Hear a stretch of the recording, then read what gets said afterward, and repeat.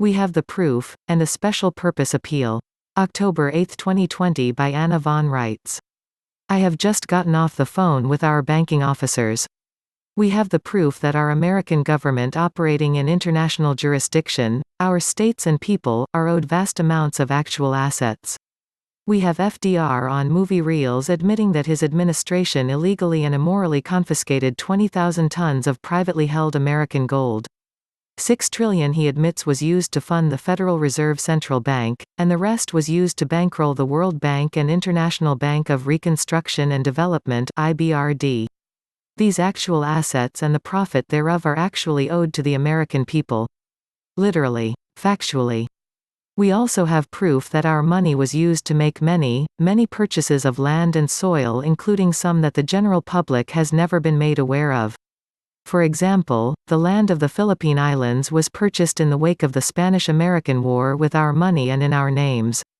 The Philippines became the offshore storage facility for American gold and other precious metals, and in 1934, the Philippines was provided with an independent government, so that this country and its government could function as a trustee for all our gold and other assets cashiered there. During the Second World War, Japanese General Yamashita discovered this situation and transported large quantities of our gold out of the Philippines, most of which has since been recovered. This has given rise to the idea that this was Japanese gold and the hoard has been called Yamashita's gold, but that is not the truth, and even the Japanese government admits it. Not all of the gold stored in the Philippines and Indonesia is ours, but a very substantial portion of it is ours. It belongs to the American states and people, and its repatriation is long overdue. A similar situation is apparent in Europe, where large amounts of actual American assets have been deployed for generations to rebuild countries destroyed by wars for profit, most if not all of them engineered by the British Crown. Additionally, what has been presented as U.S. debt isn't our debt. It is in fact our national credit, resulting from our unwitting position as the priority lenders and therefore creditors of the federal subcontractors. There are also many very large trusts that belong to the American states and people.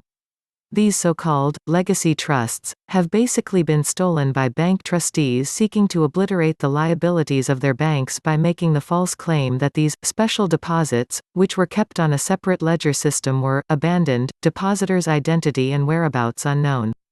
This may be true in some instances, but is certainly not the case in many other cases, where the actual heirs and/or trustees have been denied access to the assets they deposited, sometimes decades ago, in interest-bearing accounts of this kind.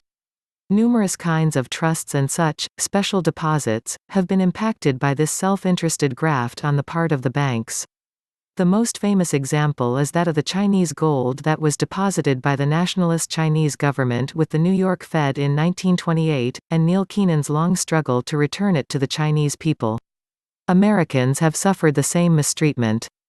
Examples are the V.K. Durham Trust, a massive silver interest, that has been blocked, and the actual trustees arbitrarily denied access to the assets for decades. The Guadalupe Hidalgo Trust, which has been owed to 7 Western states and their people since the early 1800s, similarly commandeered, and the Davila Trust, a Spanish family trust that is several hundred years old and which has survived countless political administrations. All these trusts and several thousand more have been commandeered and cashiered away by dishonest banks. You may not think that this affects you, but it does. If the banks are not operated honestly, there is no basis for a sound system of international and global trade. The current solution, being offered by the crooks responsible, is to place one of their own bank trustees in charge of these special deposit accounts to serve as a gatekeeper entrusted to keep the actual owners and/or beneficiaries of the assets from having access to them. This controller position assures the crooks that they will remain in de facto control of the world's money supply and that nobody else will have anything to say about it. Including you and including your lawful government. It's time for this criminality to end and for the governments of the world to be put on the spot for it. They all have lawful and legal obligations to the depositors and beneficiaries who are being cheated. Efforts to resolve this situation by peaceful negotiation have repeatedly failed. A combination of mindless fear and greed and an obsessive need to control and curtail the destiny of others has led to a stalemate that is now several decades long. Many, many innocent people have lived and died in poverty because of dishonest banks and the venal political cronies who have protected them in exchange for a cut, or for kickbacks received in other ways. It's time to give the banks a good dose of X-lax and put an end to this. Kim Goguen, the aforementioned bank trustee controller, and her CIA cohorts at Langley have cobbled together this new transfer system called QFS, to serve as a substitute for the Rockefeller-controlled and dominated SWIFT system. The Chinese have developed their own solution for themselves and the BRICS countries, known as CIBS. Kim and the CIA operate on the idea that the ends justify the means and that they can get away with this and buy everyone off, with the modern-day equivalent of trinkets. It's up to all of us to be on our toes and convince them and the governments they are working with that this is not the case. We deserve control of our own assets and a competent and honest accounting from the banks. The actual depositors and beneficiaries, whether governments or individuals, deserve access to their own special deposits. No arguments from the hired help who have thus far dishonestly and unjustly enriched themselves are appropriate. There shouldn't even be an argument. Imagine the situation. You place some gold coins in a bank and the bank agrees to pay you interest as long as you keep the gold on deposit with them. They then fail to pay the interest promised and block your access to your assets. How is this different from any other crime of theft? It isn't. These issues, like so many others, have to be addressed. They can no longer be shoved under the rug and used to benefit bank cronies and politicians at the expense of depositors and those who are owed the benefit of these deposits.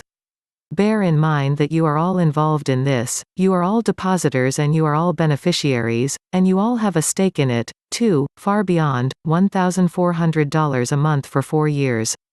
Such an offer is in fact insulting. Please join your state assembly and make your thoughts about this subject known. And please send your lawful American government a donation today so that we have the funds and the manpower readily available to address these topics. The PayPal account is avanavan@gmail.com.